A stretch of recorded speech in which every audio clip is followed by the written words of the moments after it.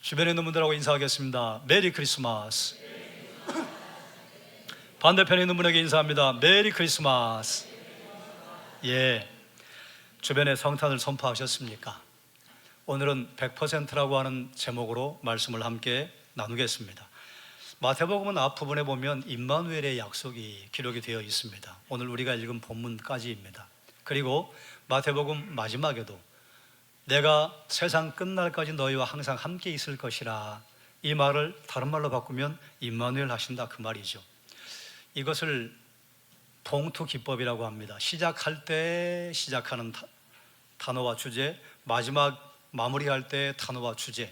그래서 처음 시작과 마지막을 임마누엘로, 그래서 이걸 이렇게 감싸면 임마누엘로부터 임마누엘까지 우리에게 주신 은혜지요. 하나님 창세전부터 우리와 함께 하시고 영원까지 우리와 함께 하시는 것. 그래서 마태복음을 학자들은 임마누엘 복음이라 이렇게 별명을 붙이기도 합니다. 그렇다면 임마누엘 하심을 우리에게 알려주시고 임마누엘 하심을 우리에게 계시해 주셨는데, 이 임마누엘의 약속이 성취되는 과정이 어떻게 이루어지는가? 그래서 우리는 임마누엘의 과정이 과거형이면서 현재형이면서 미래형이라고 하는 것을 우리가 함께 나누고, 그리고 우리는 어떻게 임마누엘의 과정을 우리에게 이루어지게 할 것인가, 나는 어떻게 살 것인가, 이런 주제로 여러분이 생각을 하시면서 말씀을 따라오기 바랍니다. 임마누엘의 약속이 성취되는 과정, 첫 번째 한번 따라하시죠. 임마누엘. 네, 임마누엘의 약속이 성취되는 과정은 임마누엘입니다. 이걸 풀어 설명하면 하나님이 우리와 함께 하신 것입니다. 수식을 붙여서 풀어 설명한다면 하나님께서 항상 먼저 우리와 함께 하셨다. 그래서 임마누엘의 약속이 성취가 되는 것입니다. 요셉은 마리아의 잉태가 성령으로 인해 이루어졌다고 하는 것을 알지 못했습니다. 하지만 마리아의 소식을 들은 요셉의 마음이 어떠했겠습니까? 대개 결혼을 앞둔 청춘 남녀들은 인생의 계획이 몇 가지가 있습니다. 요셉도 계획을 세우지 않았겠어요? 그런데 그 계획이 산산조각이 났습니다. 깨졌어요. 하지만 요셉은 여전히 마리아를 사랑했기 때문에 수많은 생각을 한 끝에 가만히 끊고자 했습니다. 여러분이 만약에 이런 상황을 만난다면 어떻게 처신할 수 있을 것 같습니까? 멀리 갈 것도 없습니다. 여러분의 자녀를 결혼시키려고 했는데 여러분의 자녀의 배우자가 외도를 했어요. 결혼하기 전에 아이를 가졌대요. 어떻게 하시겠어요? 아니, 여러분이 결혼을 하려고 하는데 내가 그토록 사랑했던 배우자 될 사람이 다른 사람을 사랑하고 있대요. 아니, 마음으로만 사랑한 것이 아니라 육체로도 이미 사랑하고 있대요. 어떻게 하지요? 요셉과 마리아가 지금 인생의 굉장히 절체절명의 위기를 만났습니다. 이들에게 좋은 해결책은 무엇인가? 한번 따라하겠습니다. 주께서 너와 함께 하시도다. 하나님께서 마리아와 함께 하신 것이 마리아의 이 절체절명의 어려움의 최고의 해결책이었습니다. 지극히 높으신 이의 능력이 마리아에게 임했습니다. 능하신 이가 마리아에게 큰 일을 행하셨습니다. 두려워하는 마리아에게 하나님의 긍휼이 임했습니다. 그리고 마리아와 관계를 가만히 끊고자 한 요셉에게 천사가 찾아왔습니다. 가만히 끊고자 했다고 하는 이 한 문장 안에는 굉장히 많은 고민들이 깃들어 있습니다. 만약에 마리아와 파혼을 하면 그럼 마리아는 투석형에 해당하는 형벌을 받아요. 마리아와 혼인하면 그러면 요셉이 못된 짓을 했구나. 그 약혼 기간 1년을 못 기다리고 얌전한 고양이가 부뚜막에 먼저 올라갔구나. 손가락질을 받을 거예요. 그럼에도 불구하고 무엇이 가장 좋은 것인가? 마리아가 투석형을 면할 수 있고 내가 손가락질을 좀 받더라도 나는 견디면 되지 뭐. 여러분, 견디면 되지가 아니라 성경학자들이 연구한 바에 의하면, 전해져 내려오는 일설에 의하면 요셉이 나이가 꽤 많은 사람이었다고 해요. 그렇다고 해서 40, 50 그런 사람은 아니에요. 이 시대의 결혼 정년기가 14세에서 17세, 18세입니다. 그러니까 나이가 많았다고 하는 것은 그보다 몇 살 많았다는 얘기겠죠. 예전에 우리 장로님 또 우리 권사님 집사님들 결혼을 하실 때 그때는 29 넘어가면 집안에 아주 수치였잖아요. 어떡하냐, 29 넘었다. 그런데 요즘은 아무도 29에 신경 안 씁니다. 30이 돼도 40이 돼도. 근데 이 시대는 14세가 성인식을 하는 나이이고 그때면 이미 결혼할 준비를 합니다. 그로부터 나이가 꽤 지났으니 이제 이렇게 해서 만약에 파혼을 하게 되면 아유, 저 녀석은 대먹지 않았어. 누가 요셉에게 혼담을 넣겠습니까? 결혼을 못할 수도 있어요. 그게 바로 가만히 끊고자 했다는 요셉의 결정입니다. 마리아와 관계를 가만히 끊고자 한 요셉에게 드디어 천사가 찾아왔습니다. 그가 생각했던 것보다 훨씬 좋은 길을 알려주었습니다. 마태복음 1장 20절은 이렇게 선포합니다. 이 일을 생각할 때에 주의 사자가 현몽하여 이르되 다윗의 자손 요셉아, 내 아내 마리아 데려오기를 무서워하지 말라. 그에게 잉태된 자는 성령으로 된 것이라. 아멘. 이 일을 생각했다고 하는 것은 이 일을 생각하자마자 주의 사자가 현명했다는 것입니다. 이 일이란 어떻게 하지? 그럴 때가 아니에요. 이제 가만히 끊어야 되겠다. 그러면 하나님의 계획이 어그러집니다. 한치 앞으로 알 수 없는 상황에 갇혀서 옴짝달싹 못하는 요셉에게 해결책은 무엇인가? 하나님의 임재였습니다. 그가 직면한 문제의 해결책은 그의 생각이 최선이 아니었어요. 하나님의 함께하심이 최선이었습니다. 임마누엘의 약속의 성취는 하나님께서 먼저 오심으로 시작되었어요. 마리아에게 먼저 오셨고 요셉에게 먼저 오셨고, 여러분, 우리 인생에도 이런저런 문제를 만날 때가 있지 않습니까? 때로 여러분이 내 인생이 참 비참하다 그런 생각을 해보신 적이 있습니까? 다른 사람들은 모르겠고 이거 내가 내 인생을 생각해도 부끄럽게 짝이 없다, 내놓을 게 없다, 나는 지금 왜 이럴까? 여러분, 그때 기억하시기 바랍니다. 그때에도 하나님께서는 여러분과 함께 하십니다. 우리가 하나님 앞에 뛰어나고 아름답고 거룩하기 때문이 아니라 하나님께서 우리를 만드시고 우리를 사랑하시기 때문에 우리와 함께 하시는 것이에요. 2000년 전에 이 땅에 오신 예수님께서는 여전히 우리와 함께 하십니다. 예수님께서는 세상 끝날까지 우리를 떠나지 않겠다고 하셨습니다. 여러분, 이 가운데 계신 분들 중에 여러분이 하나님이 먼저 여러분을 찾기 전에 예수님을 영접하겠다고 하신 분이 있습니까? 아무도 없어요. 하나님께서 먼저 우리의 마음을 두드리셔요. 그럼 우리가 냉큼 아이고 제가 기다렸습니다, 얼른 예수 믿지요, 그랬습니까? 아니요. 얼마나 많은 세월을 버틴겠습니까? 수많은 세월을 나에게 전도하겠다고 온 사람의 마음을 이렇게 저렇게 힘들게 한 다음에, 그리고 5년 만에 10년 만에, 어떤 분은 30년 만에, 어떤 분은 70년 80년 만에 하나님 앞에 돌아오잖아요. 하나님을 포기하지 않으세요. 임마누엘, 어떻게 그 역사를 이루시는가? 임마누엘 하심으로 이루시는 것이에요. 두 번째, 임마누엘의 그 약속의 과정은 하나님이 어떻게 이루시는가? 한번 따라 할까요? 순종. 여기는 이제 좀 풀어 설명해야죠. 마리아와 요셉의 순종으로 말미암아 임마누엘의 그 역사가 이 땅에 이루어지도록 하셨습니다. 예수님의 탄생 과정은 예수님의 임마누엘의 약속이 어떻게 실현되는지를 보여줍니다. 학자들은 이렇게 얘기해요. 예수님의 성탄이 우주적인 사건이다. 이 우주적인 사건, 이 엄청난 약속, 사람들에게 이 엄청난 약속이 이루어지는데 이름도 알려지지 않은 작은 자들의 노력과 수고로 이 일이 이루어집니다. 임마누엘의 약속이 성취되는 과정에 요셉과 마리아, 이름도 알려지지 않은 자들, 그리고 나사렛이라고 하는 동네는 구약 성경에 등장도 하지 않습니다. 그리고 구약 성경의 그 배경들을 지도로 만들어 놓은 곳에 보면 나사렛은 지도에도 나오지 않습니다. 드디어 신약에야 지도에 예수가 나신 곳이다. 그래서 신약의 지도에 등장하는 곳은 여리고, 예루살렘, 베들레헴, 갈릴리, 가버나움 이런 정도예요. 그런데 나사렛이 기록이 돼요. 왜 기록이 돼요?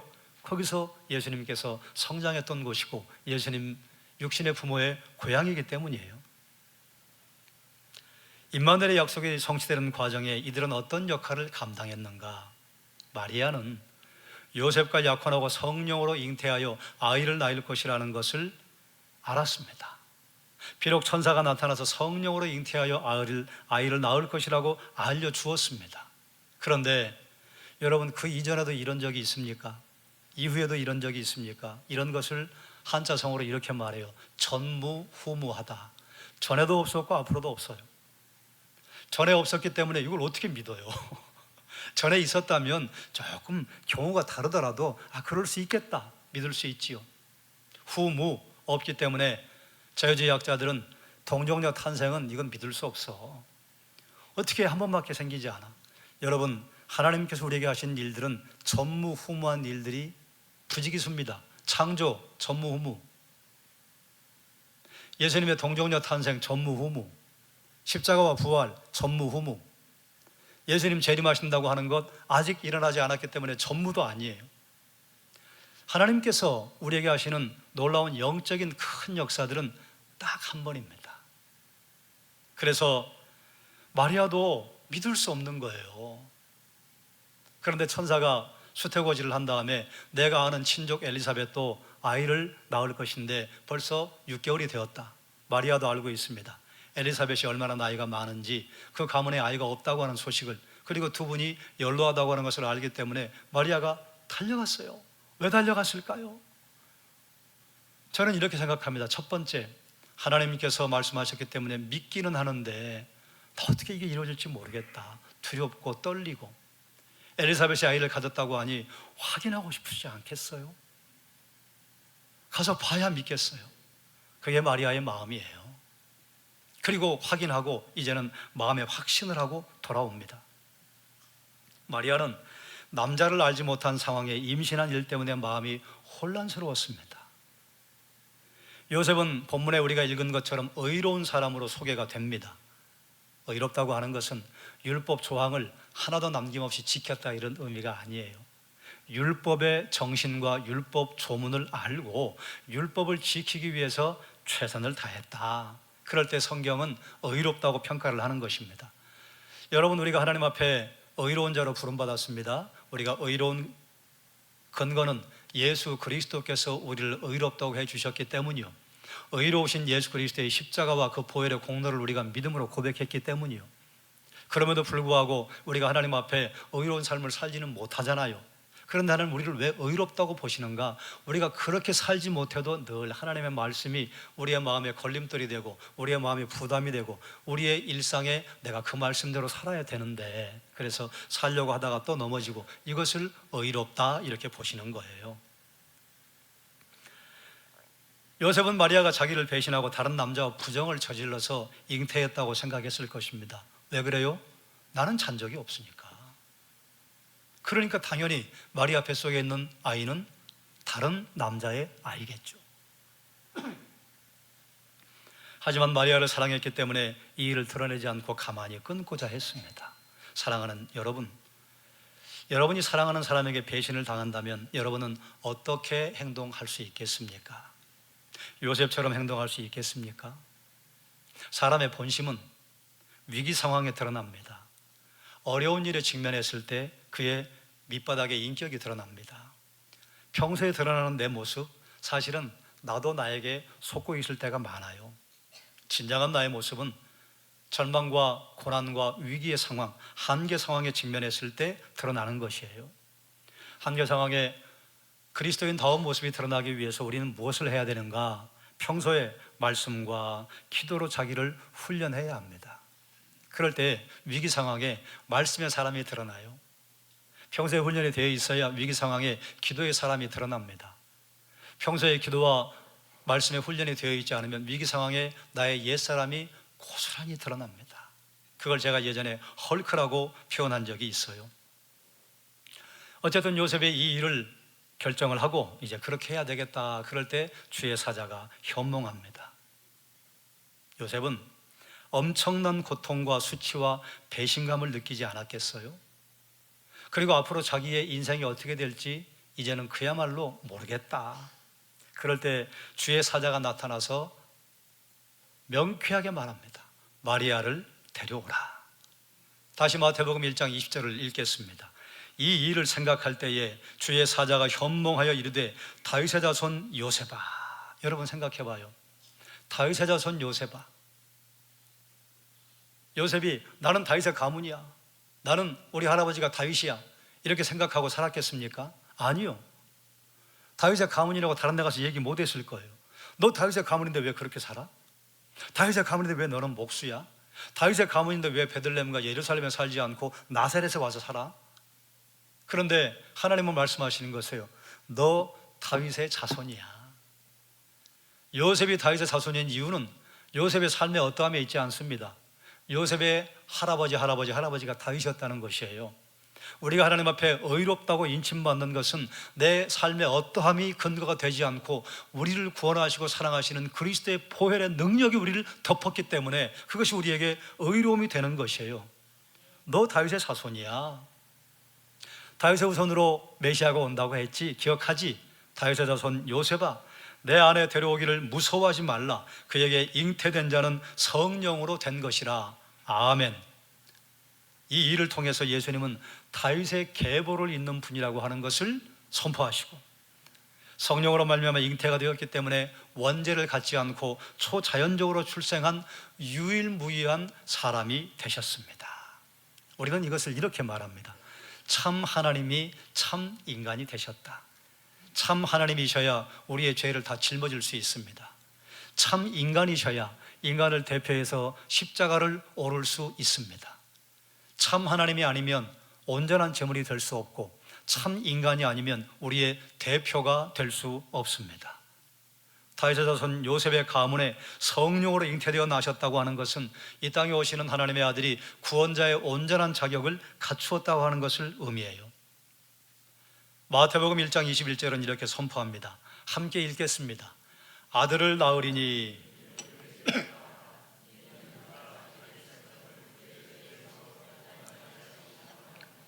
아멘. 아들을 낳을 것이다. 이름을 예수라 하라. 이것이 요셉에게는 큰 짐을 덜어버리는 선포였습니다. 왜 그런가? 먼저는 마리아를 통해 날 아들이 그리스도라고 하는 사실, 내 가문이 메시아의 가문이 되는구나. 이 사건 전까지만 해도 요셉은 배신감, 분노, 수치, 그리고 불확실성에 대한 두려움. 그런데 이 사건을 통과한다면 기쁨, 감사, 담대함, 영광의 자리, 순식간에 바뀌었습니다. 요셉은 두려움을 물리치고 오히려 인간이 가질 수 있는 최고의 영광의 자리에 그를 동참케 하신 하나님의 은혜에 감격했을 것입니다. 그보다 더 중요한 것, 내가 동침한 적이 없는데 배가 불러왔으니 누군가 다른 사람을 사랑하는 이가 있나 보다. 도대체 감을 못 잡겠는데, 이런 배신감. 그런데 여전히 사랑해서 가만히 끊으려고 했던 그 여전히 사랑하는 마리아와 남편으로 살 수 있도록 하나님께서 이유를 말씀해 주신 거예요. 할렐루야. 그리고 이름을 예수라 하라고 알려주었습니다. 이것이 요셉에게는 엄청난 큰 기쁨이었어요. 동서고금을 막론하고 자녀의 이름은 아버지가 지어줍니다. 하나님께서 이름을 지어주셨어요. 그건 뭘 말하는 것이냐? 그 아이의 아버지는 나다, 너 아니다. 요셉의 지금 고민거리는 뭔가 하면 아들의 아버지가 누굴까? 저 아이의 아버지가 누굴까 했는데 하나님이시래. 그러니 그동안 마음에 가지고 있었던 질투와 분노와 애증의 감정이 싹 사라졌어요. 하나님께서 아이의 이름을 지어주신 것은 하나님께서 아버지라고 하는 것을 알려주는 것이요, 요셉은 법적인 아버지 양부로 임명이 되는 순간입니다. 예수라는 이름의 의미는 여호와는 나의 구원이시라. 하나님의 아들이 요셉의 가문을 통해 오신 목적은 무엇인가? 하나님께서 언약하신 구원을 베풀기 위해 오셨다는 것입니다. 그렇다면 어떤 구원을 베푸시는가? 그가 자기 백성을 그들의 죄에서 구원하실 것이라. 아멘. 죄에서 구원하실 것이라 했습니다. 죄란 하나님의 뜻에 인간의 의지와 행동이 미치지 못하고 모자란 것을 의미합니다. 조금 더 다시 설명하면 인간의 뜻이 하나님의 뜻보다 지나치거나 모자랄 때 모두를 우리는 죄라고 합니다.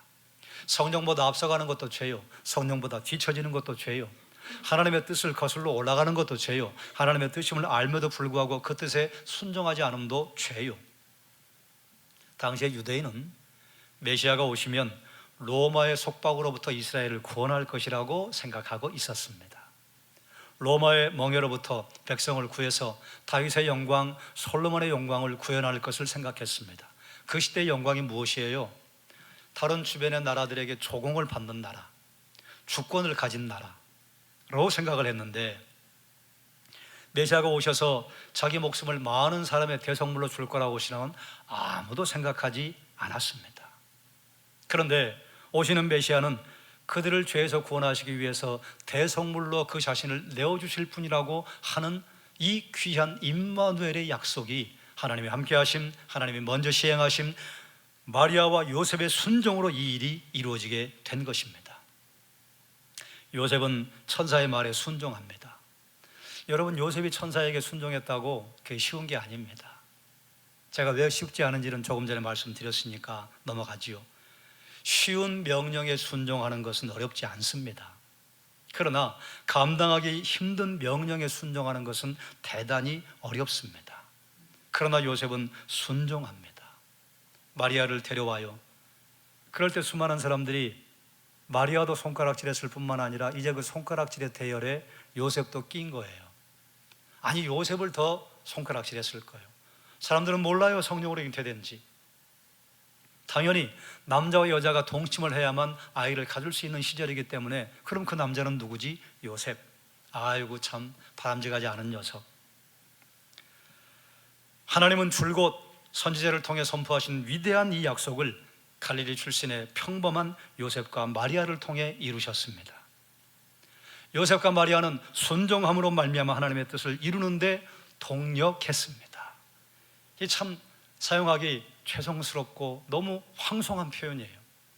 하나님 우리가 동역한다고 하는 것을 이렇게 표현하면 어떨까요? 백지장도 맞들면 낫다. 그런데 아버지와 어린아이가 같이 들었어요. 그럼 뭐 아이도 들 수 있고 아빠도 들 수 있고 별 볼 일 없는 무게죠. 그런데 100kg짜리 물건을 들어야 되는데 아버지가 건장해요.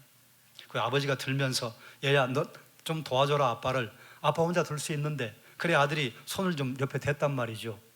동역했다. 이게 동역이 맞아요? 그런데 하나님과 우리의 일을 비교하면 어때요?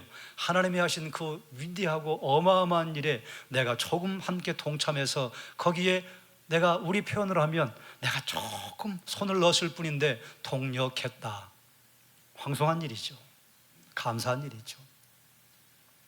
우리가 얼마 전에 목장의 아름다운 동행을 진행을 하면서 누군가를 주님께로 모셔오기 위해서 여러분 얼마나 많은 사랑의 수고를 하셨습니까? 그런데 우리가 사람의 마음을 움직일 힘이 있습니까? 하나님께서 그를 예정하시고 하나님이 작정하시고 수많은 사람들을 보내서 그의 마음의 문을 두드리시고 드디어 마음의 문을 열 때 내가 가서 두드렸을 뿐이에요. 그런데 뭐라고 말하세요? 잘하였도다. 착하고 충성된 종아, 내가 작은 일에 충성하였으니 이보다 더 큰 일을 너에게 맡기리라. 이걸 동역이라고 합니다. 그런데 여러분, 그 동역이 우리에게 가당키나 한 일입니까? 그런데 동역했다 이렇게 말씀하신단 말이죠. 임마누엘의 약속의 성취는 100% 하나님의 은혜와 능력이었습니다. 또한 임마누엘의 약속의 성취는 요셉과 마리아의 순종 100%를 통해서 이루셨습니다. 여기서 한 가지 여러분과 나누고 싶은 게 있어요. 마리아의 순종이 마리아의 인생 전체였을까요? 예수님의 공생의 기록을 보면 형제들이 야, 우리 형이 돌았다, 부끄럽다, 데리고 와야 되겠다. 그때 어머니를 앞세우잖아요. 물론 아들들과 딸들이 어머니를 앞세웠으니까 그 앞장 섰겠지만 그때 그 자리에 함께 있었습니다. 엄마는 알잖아요. 그 뱃속에 태어난 아이가 남자와 함께 정을 통하지 않고 성령으로 잉태되었고 하나님의 아들 메시아라고 하는 것을 알잖아요. 네 형은 메시아야 라고 말했어야 되는데 그 자리에 함께 있었잖아요. 여러분 보세요. 마리아의 인생이 하나님 앞에 100% 순종했기 때문에 마리아를 통해서 임마누엘의 약속을 이루신 게 아닙니다. 마리아의 순종이 무엇입니까? 주의 말씀이오니 여종에게 말씀이 이루어지이다. 이거 순종한 거예요. 요셉의 순종이 무엇입니까? 요셉의 순종이 인생 알파부터 오메가까지 다 100% 순종한 것이 하나님이 순종이라고 보신 것인가? 아닙니다. 내 안에 마리아 데려오기를 두려워하지 말라. 마리아를 데려왔습니다. 그리고 전해드리는 교회의 일설에 의하면 아들 예수가 장성하기 전에 요셉은 먼저 죽었습니다. 가족을 책임지지 못했습니다. 순종한 거예요? 보세요. 여러분, 우리가 하나님께 순종을 할 때에 1부터 10이라는 영역이 있다면 우리는 이렇게 착각해요. 1부터 10까지 하나님께 순종해야 순종한다고 말할 수 있지. 그래요. 그러면 얼마나 좋겠어요. 그건 예수님만 가능한 거예요. 우리는 3이라고 하는 영역에 순종할 때가 있습니다. 그런데 하나님 뭐라고 하는 줄 아세요? 잘하였다다. 착하고 충성된 종아. 1, 2, 4, 5, 6, 7, 8, 9, 10은 순종하지 못했어요. 그런데 하나님께서는 3의 영역에 내가 순종한 것을 보고 잘했다. 그걸 은혜라고 합니다. 우리가 마리아와 요셉의 순종을 그 두 사람은 정말 성인의 반열에 오를 수 있다. 그래서 두 사람을 성인에 오른 캐톨릭의 처사는 옳지 않은 것입니다. 그들이 무슨 성인의 다리에 오를 수 있어요? 거룩하다고 부름받을 수 있는 분은 오직 예수 그리스도 한 분, 그리고 그분을 예수로 믿는 모든 성도들이 거룩하다고 일컬음 받는 자들, 우리가 성인이라 부름받는 것이 아니라 하나님께서 우리를 성인이라고 거룩한 백성이라고 불러주셨기 때문에 거룩하다고 말할 수 있는 것이에요. 사랑하는 여러분, 하나님 말씀에 순종하는 것은 어렵고 힘든 일입니다. 쉽지 않습니다. 그러나 한번 따라할까요? 불가능한 것은 아닙니다. 왜 그래요? 내가 할 수 있는 것을 순종하면 돼요. 내가 할 수 있는 작은 것을 순종하면 돼요. 그건 누구나 할 수 있죠. 내 인생 전체를 하나님께 순종하라고 요구하시지도 않습니다. 왜냐하면 그럴 수 없다고 하는 것을 그분이 너무 잘 아셔요. 우리의 연약함을 누구보다 잘 아시기 때문에 우리의 연약함을 나무라지 않으시고, 마리아가 하나님 앞에 순종할 수 있었던 것은 그가 주의 말씀이면 그렇게 하겠습니다. 그럴 때에 그 말씀에 순종할 수 있는 힘을 하나님이 주셨어요.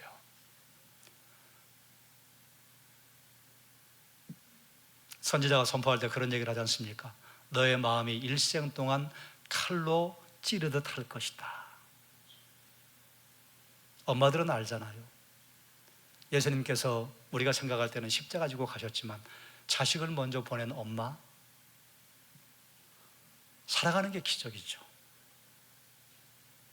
자식을 먼저 보낸 아버지가 숨을 쉬며 살아가는 게 기적 아니에요? 아들이 메시아인 것을 아시만 그래도 어렸을 때 진자리 마른 자리 갈아 누이며 엄마의 사명을 감당했단 말이죠.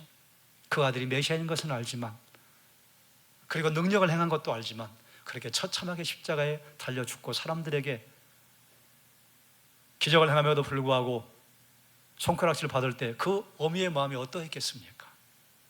그걸 감당할 힘을 하나님이 주시는 거예요. 요셉이 하나님에게 마리아 데려오기를 무서워하지 말라 하신 천사의 말을 듣고 순종했습니다. 그 순종할 수 있는 힘과 견디는 힘은 누가 주시는가? 하나님이 주시는 것입니다.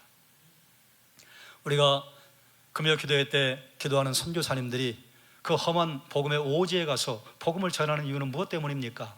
그것이 하나님의 뜻인 것을 본인은 깨달았기 때문이에요. 거기에 가서 이런저런 어려움들을 만납니다. 그 어려움들을 이겨내는 그 힘은 어디서 나오는 것입니까?